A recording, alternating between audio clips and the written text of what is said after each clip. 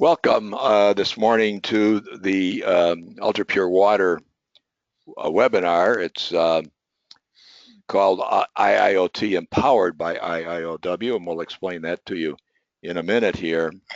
But the successful Ultrapure Water IIoT and Remote O&M will depend on the harnessing of what is the industrial Internet of Things in order to empower really the IIoT. So it involves interconnecting individuals with IIoW resources. And a couple examples we're going to use today are the Combined Cycle Journal and the Ultrapure Water Journal, along with a number of our own publications. So interconnecting individuals within a semiconductor, pharmaceutical, or power plant complex with many plants is another need, because there isn't that, you hear everybody talking about silos, but there are a lot of silos between plants. And so McIlvaine has constructed a beta site for Berkshire Hathaway Energy, who operates more than 100 ultrapure water systems. So interconnecting individuals within disparate divisions of a company is also important, and we'll see how that is being accomplished by some of the companies here today. So let's move on to the next slide here, and so some of the,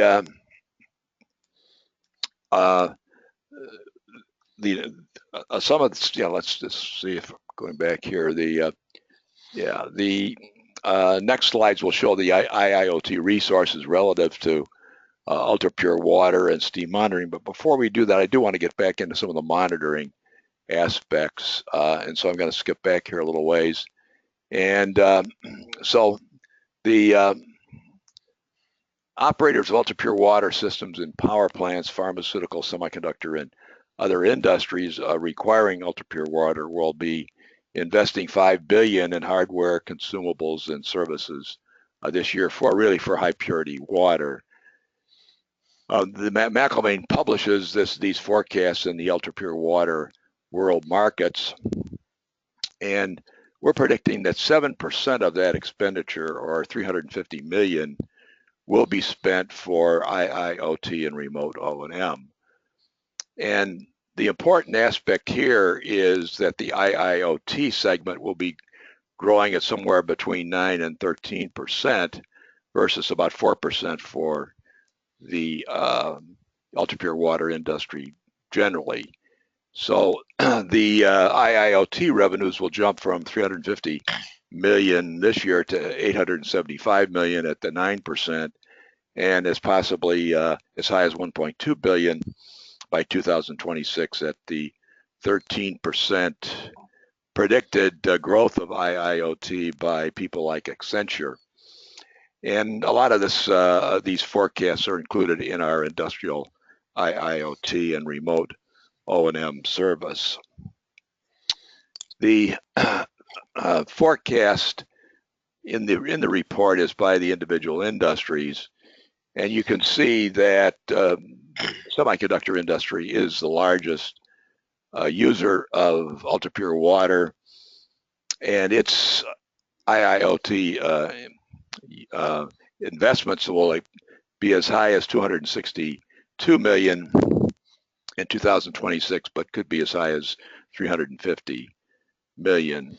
The power industry, when you add it all up, is a major purchaser of IIoT, and it's growing leaps and bounds too. And of course, for a lot of the existing plants here in the United States, the salvation is going to be improved efficiency, lower emissions, all of that with better control of combustion and pollution control. The pharmaceutical industry is a major player as well, and it will be investing somewhere between 87 million and well over 100 million a year in IIoT by the 2026. So not surprisingly, Asia will dominate the market due to its continued expansion of coal-fired power, electronics, manufacturing, and its leading role in generic drugs. As you well know, even the major international drug companies are building the generic plants in places like India and China. The IIoT and Remote O&M applied actually to the manufacturing processes will be much larger, but ultrapure water is essential to producing reliable steam, saleable chips, safe drugs. The challenge is really to integrate ultrapure water digital process management with that of the facility. And we're going to be seeing as we go along here that with the open cloud infrastructure, a lot of the initiatives that have been undertaken by ultrapure water component suppliers can be integrated without major changes in the software. So we're going to take a look at some examples. Carita, for instance, combines the IIoT remote monitoring with a range of products such as deionizers, RO, membranes, and the treatment chemicals, ion exchange resins, and so forth. And so we think this is going to be very powerful. And those companies who don't have all these services are going to need to collaborate with those that do. And there's certainly a lot of software suppliers out there, and so a lot of it may be gravitating to some of the Accentures and some of the other people, the ABBs, and many of the other people that are in the digital process management arena taking a major role here. And so there is going to be some competition between all these different types of IIoT and component suppliers. But here's Carita, for instance, that is analyzing the water quality of its target facilities on a daily basis, reports the results to them, and has a complete management service called S-Sensing, with the goal really of building higher value added systems for customers and visualizing water treatment effect more directly. The controls that it supplies are managed along with the chemicals. So obviously the opportunities are to, for instance, guarantee chemical consumption for the year, and with the control over the system, you can optimize the amount of the chemicals that are used. And here would be the semiconductor ultrapure water system and wastewater recovery. So a company like Carita would be involved in the wastewater as well as in the ultrapure water.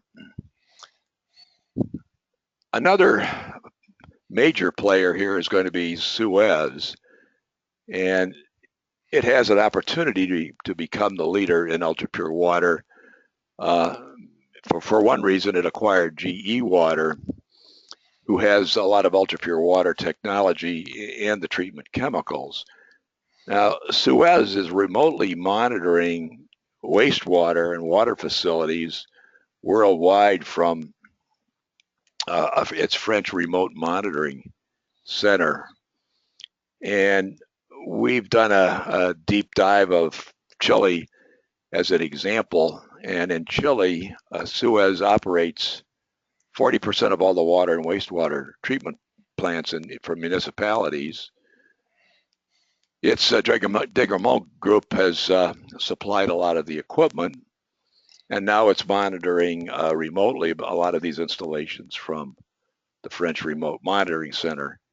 So the muscle that it's flexing in a country like Chile, with a lot of the expertise coming from France and with the GE Water acquisition, there can be GE Betts people there in Trevose, PA, who are continually monitoring all these systems around the world as well.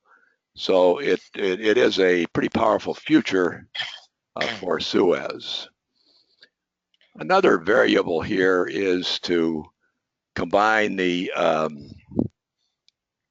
the systems with mobile fleets of supplying ultra-pure water. So visualize that that somebody like Veolia is determining when to take a ultra-pure water system offline for preventative maintenance, and it also has these mobile fleets that it can integrate. So there's a seamless transition where you go from take the unit out of service and have the mobile fleet take over. So this is just one more addition here.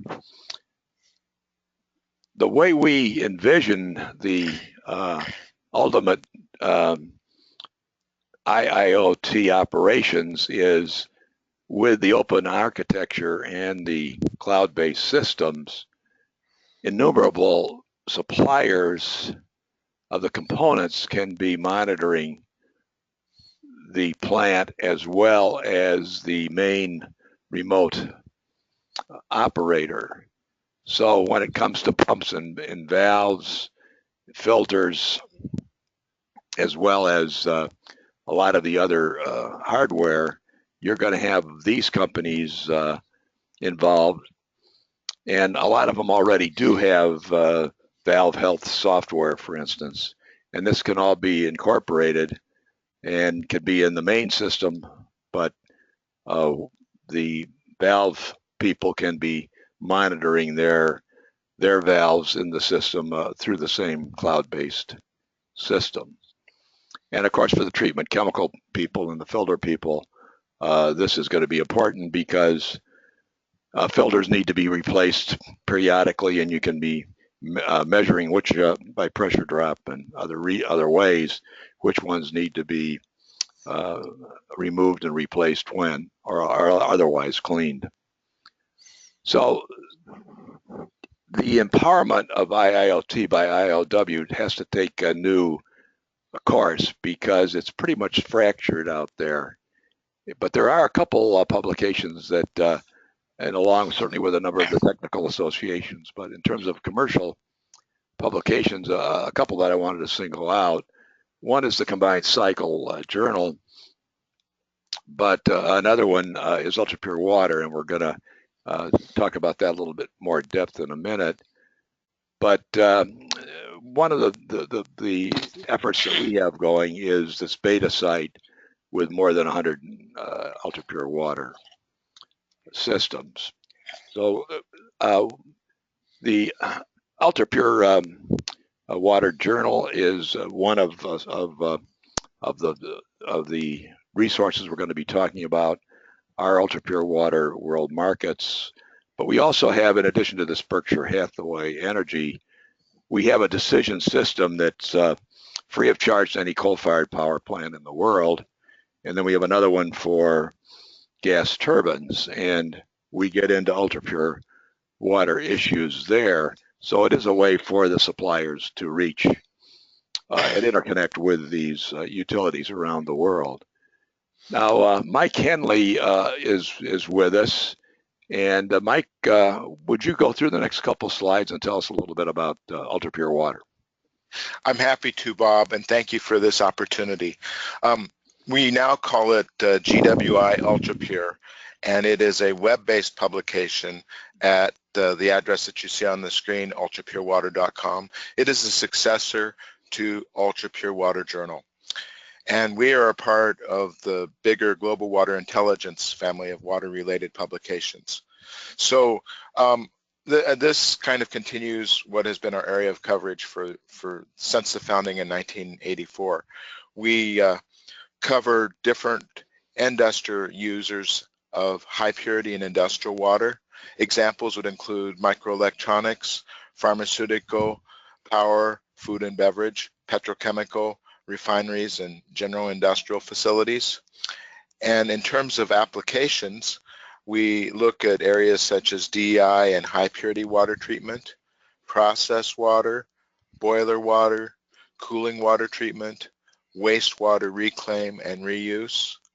Some of the types of technologies that we follow include instruments and monitoring, as is being discussed today, ion exchange, electrodeionization, reverse osmosis, nanofiltration, ultrafiltration, microfiltration, ultraviolet irradiation for the water treatment, chemical treatment, materials of construction, ozone, and also I should mention different types of antimicrobial approaches besides just ozone. Some of our content, we have technical articles that cover issues that are faced by end users, as well as how technologies are used and case histories, that type of thing. We also have patent summaries of new patents that have been issued. We do news summaries of pertinent items related to the high purity and industrial water market area. And we recently started a new water forum where we invite different leaders within the water field to offer a commentary on different topics.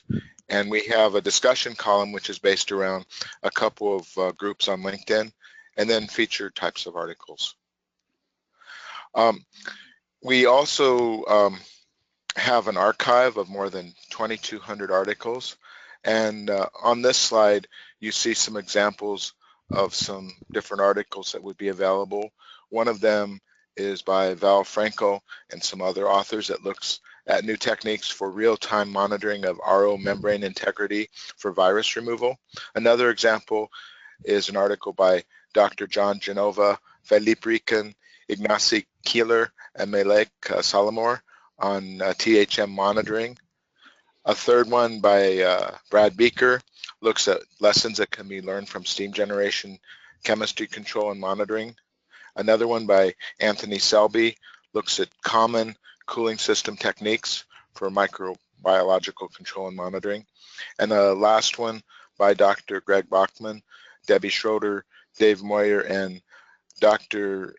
Matt Branham looks at monitoring in terms of XRF spectroscopy, detecting chlorine contamination. These are examples here of articles that would tie in very directly with the subject that's being discussed today on IIoT.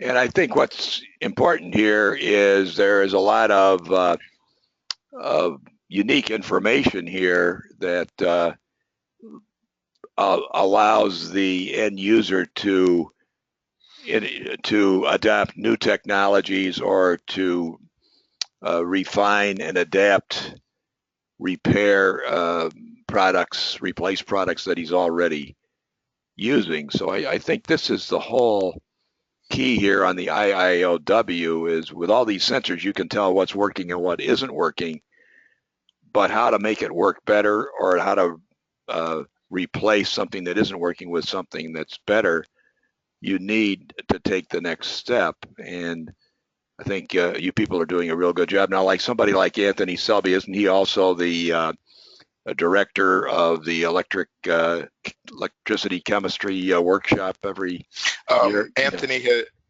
has been leading or been taking the lead with the electric utility chemistry workshop, which is held every June or May up in Champaign, Illinois. Yes. Go ahead. No, I was just going to say, you have a lot of these types of links to the really good technical resources as well, do you not? Yes, we do. Over the years, we've developed a good network of individuals. And I should stress that in terms of our content, and then I'll go on to this slide, is that we always want our content to be done in a way that is educational and technically based and is not commercial. So we really strive to keep away from infomercials. We want to look at the technology, but in a way that doesn't become promotional for a particular company. So lastly, we also conduct conferences. We've been doing conferences since 1987. This year in Portland, Oregon, we will have two co-located conferences. Our UPW Micro, it will be the 20th UPW Micro Conference, and our Ultrapure Water Pharma Conference. I'll first go through the Micro Conference. On May 30th, we're going to have a pre-training workshop that's going to offer different areas to support individuals who are in the microelectronics industries. And then on the first and second day of the conference, we will have 2 presentation tracks of technical papers. Strand 1 will be focusing in on semiconductor UPW, and Strand 2 will be looking at process and cooling water and wastewater issues that are faced by microelectronics plants. And then lastly, we will be having a roundtable session that's going to be hosted by different semiconductor water experts. For the technical presentations, just a few examples of types of topics that we'll have will include particle measurement and removal, hydrogen peroxide monitoring and removal, UPW utility planning, TOC characterization, biological fouling, water reclaim, and UPW system optimization. And then for some examples of the types of roundtables that we will have in UPW Micro, we'll have one that's going to be looking at UPW costs, another one that's going to be looking at organics control, the implications of semi-standards to UPW system design, and another example is water and wastewater analysis. What are today's challenges? The roundtables, very briefly, are for 30-minute sessions. There will be 3 of them, so you rotate between session A to session B to session C, and you'll have a chance to do networking as well as to meet colleagues within the microelectronics water treatment area. Our UPW Pharma is going to have on day 1 a pharmaceutical water learning series, and then on day 1 also there'll be some look at some new technologies and case studies and end user perspectives. And then on day 2 we will have the second part of the learning series, and this particular part will be looking at some recent changes that the European Pharmacopoeia has introduced that are going to change the technologies for the production, the allowable technologies, I should say, for the production of water for injection.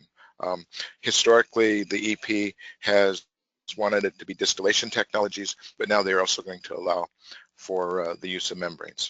So details, as you can see on the screen, details for each conference are available if you go to the ultrapurewaterpharma.com website or the ultrapurewatermicro.com website. Thank you, Bob. I appreciate this chance to speak. Well, it's been very interesting, and I think when you brought up, for instance, the new European standards that will allow the use of membranes in lieu of distillation, I think you're illustrating the important contributions that can be made by your organization. I also believe that this roundtable discussion concept allows you to maximize the personal interconnection that you get at one of these conferences.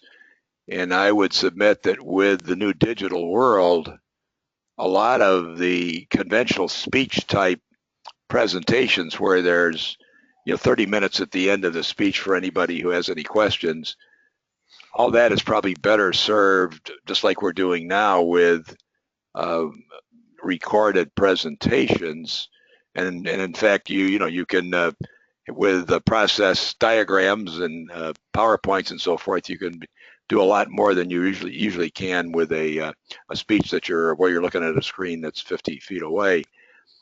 But the roundtable session allows you to zero in on things that may have surfaced in an IIoW organized system, and allows you to take it to the next level. So it seems to me that the future of conferences is going to be more, the more focused conferences like you have here on very narrow subjects, and where you do get the interface with the experts. And I have participated in several of your conferences, and I can certainly attest to the value and the high level of interchange.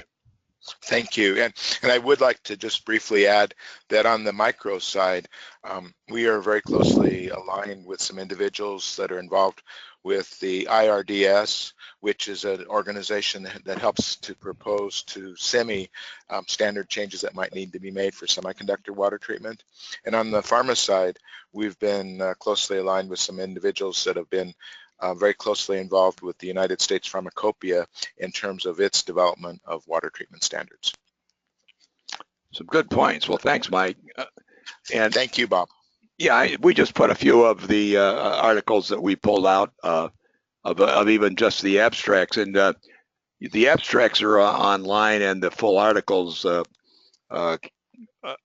for subscribers. But you can look at some of these abstracts even without that, and so there's a lot of good information up there on the site, and people like Brad Bucher are people that we actually are also recording their presentations in various of our gas turbine publications and things. So I'm not going to go through these in detail here, but there's a lot of good information just here with this. David Addison is a world-renowned thermal chemist.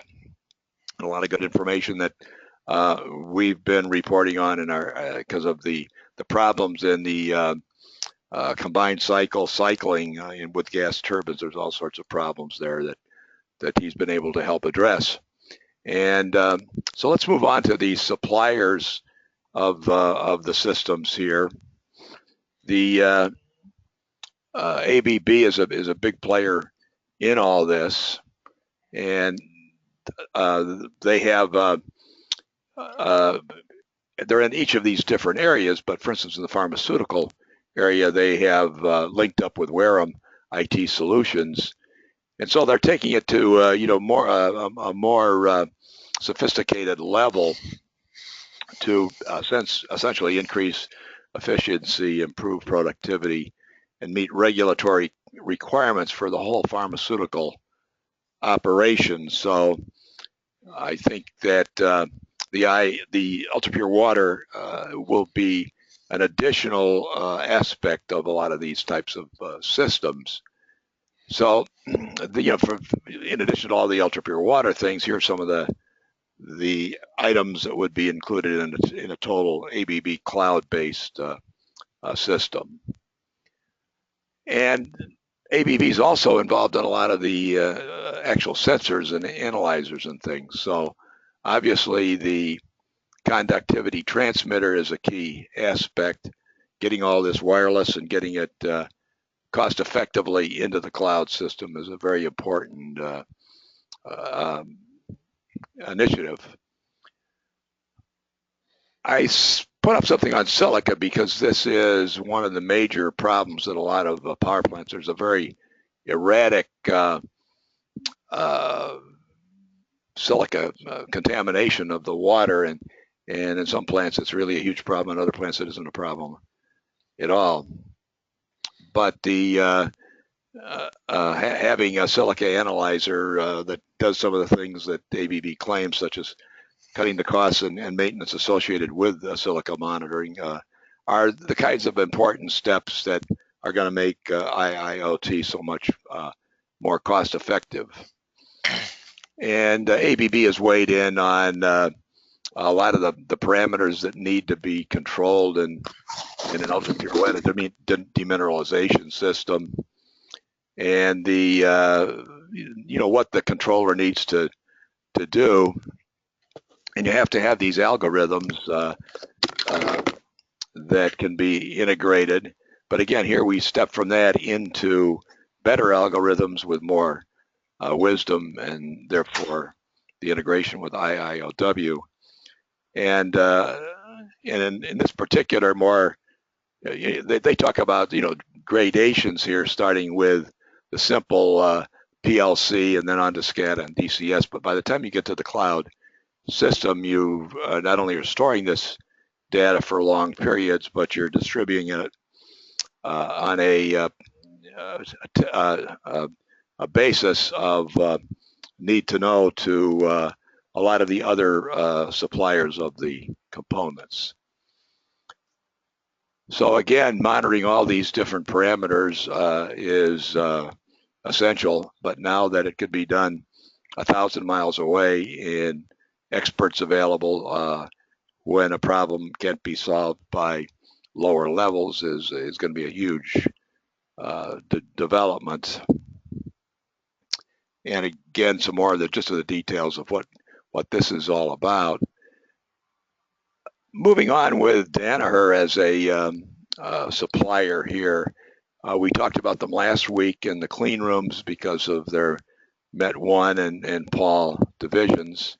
But again, on the Ultrapure water with Huck and Paul, they have multiple opportunities in this area. And what they say is they see IoT as giving them the opportunity for embedding more software into the equipment, spurring increased consumable sales, and then keeping customers engaged with Danaher services. Obviously, if you're interfacing with them continuously, your opportunities are greater. So analyzing the data from customer usage of equipment can create valuable opportunities for the company to modify its customer offerings.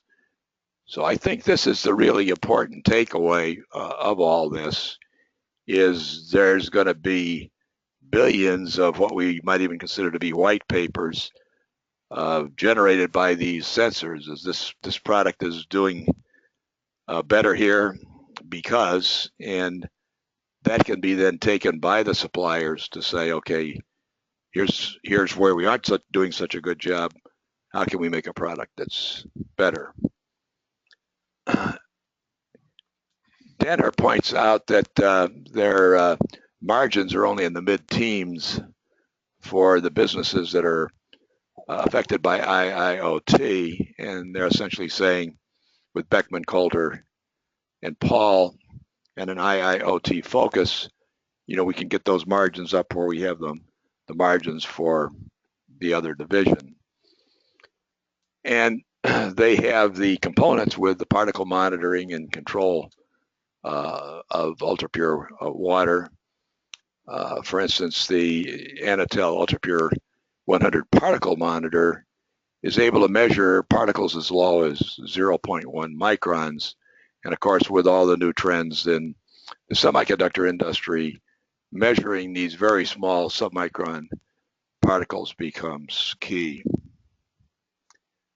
So the Met 1 facility division of Danaher is more in the air area, but obviously all the semiconductor pharmaceutical plants have clean room air problems as well as ultrapure water problems. Endress & Hauser is a global supplier of process automation, and so it develops the sensors and the systems for the process industries. So a key focus of the company now is IIoT, and just quoting innovative products that offer our customers genuine added value represent our best sales argument, according to Dr. Meyer there. So it already offers instruments that monitor their own status during the process while making the sensor and process data available via the internet platforms. So it is a seamless integration. And of course, as we move forward with these cloud systems, it can be part of a bigger cloud system. But they are also moving ahead with wireless sensors for harsh environments with the Digi International as a collaborator. And they have complete plant asset management systems. So they continuously evaluate the health throughout the life cycle of the plant, provide the archiving of the plant information, and they do provide the interaction with the end users to ensure that operators and the maintenance crew are always aware of any actions required to keep the plant running. So it really is a threefold approach.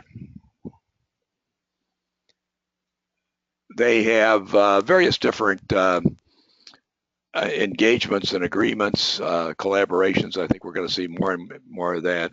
And again, part of this whole interconnection is the formal collaboration of a lot of these companies.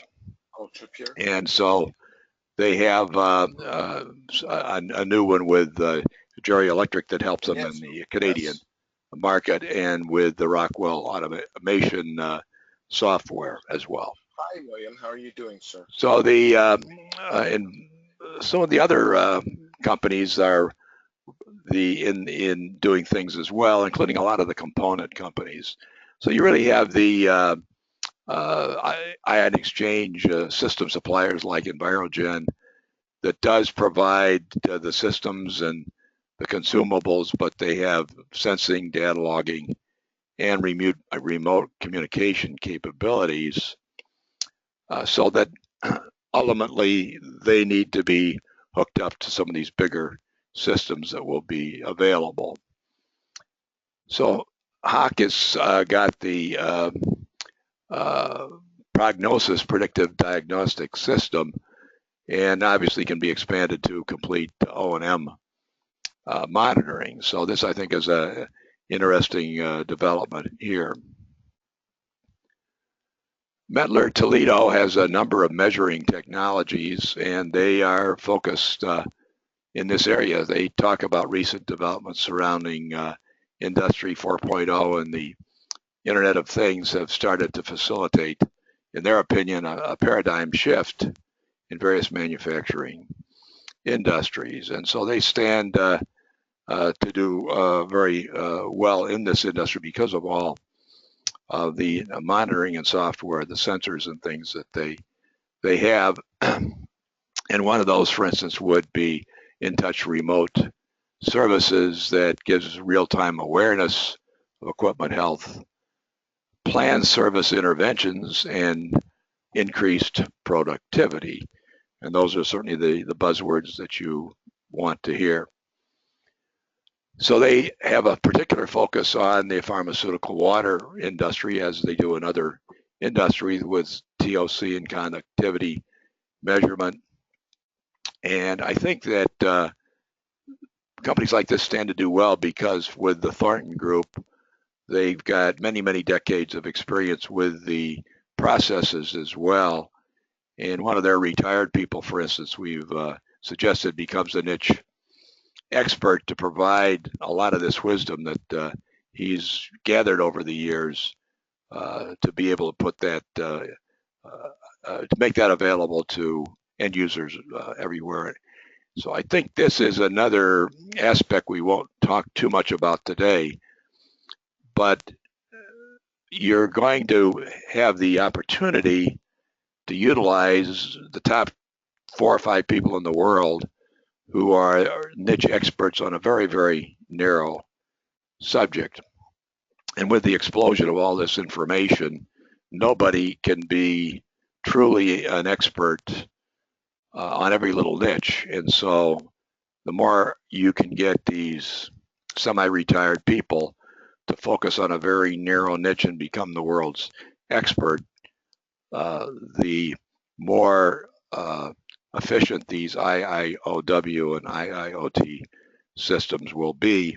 And these are people that can be called on at a moment's notice because, you know, they're not planning to work 40 hours a week, and they are available. So I think this is the future that we're looking at here. And then the data analytics. This particular individual, I just excerpted a few things from one of his papers about the algorithms that they're using on deionization. Another company would be Swan, who has been very active with UPW Journal and very active in the industry itself. And improvements in these conductivity measurements will certainly be important. And one of the vendors talked about a 33% improvement in measurement ability here for conductivity. So obviously, those kinds of advances are quite important.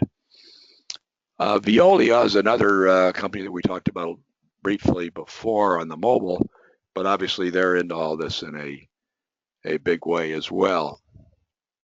Yokogawa is another company that has a lot of the software. They've got they've got analyzers, sensors, TDL, and others, and is in a position to provide a wide range of the electrical components and sensors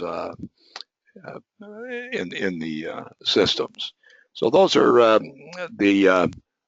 that end of it there, and I just wanted to touch base on a couple of other things as well. So I'm going to move to our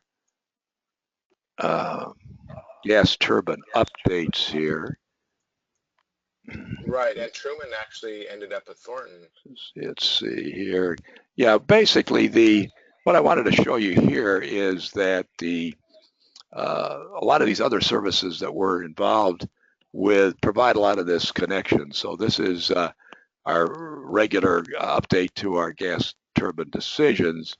And first of all, there's lots of problems with the temperators. And so this gets back to some extent to the steam quality and things as well, but to other things that are probably more important, but they're enemy number one in this area. But there's a focus here on the valves for these that we've been putting out. But what I wanted to do was to go on down through that to give just a feel there, but then down to the some of the ultrapure water things that we're doing every month here. So, for instance, Laborelec, which is the Belgian electricity industry spinoff, is doing water quality monitoring on a technical basis, doing the research, but also providing remote monitoring to power plants on it. So this is I think, an important advancement. And so I let's just want to scroll back here to one of the others. There's a Chilean utility here that's monitoring their ultrapure water. I guess I won't take any more time to find that, but that's another thing that we actually wrote about in that particular article there. So the one last thing I wanted to show you there was last week we did the Cleanroom monitoring, and I'm going to go down to 25 here, as I recall, was what one I want to show you. That basically the clean room and the Ultrapure all have to be integrated into what is going to be a huge revolution with IIoT, actually allowing smaller fabs to start competing with the large fabs. But even in any fab, but particularly a large fab with 1,000 tools and 1,400 process steps, you've got an immense potential for remotely monitoring and controlling these processes in a much more efficient basis. And so I think the conclusion here is definitely that the semiconductor industry is probably going to be one of the leaders in this whole area. And then lastly, a couple things there. One of this is the Berkshire Hathaway system, and it for anybody at Berkshire Hathaway, they have access to everything in the power plant, air quality decisions. It's got ultrapure water type information for coal, gas turbines that has it for gas turbines. But then to coordinate it all, you've got, for instance, all the gas turbine plants in the system, and you can go into the details of any one of these gas turbine plants. And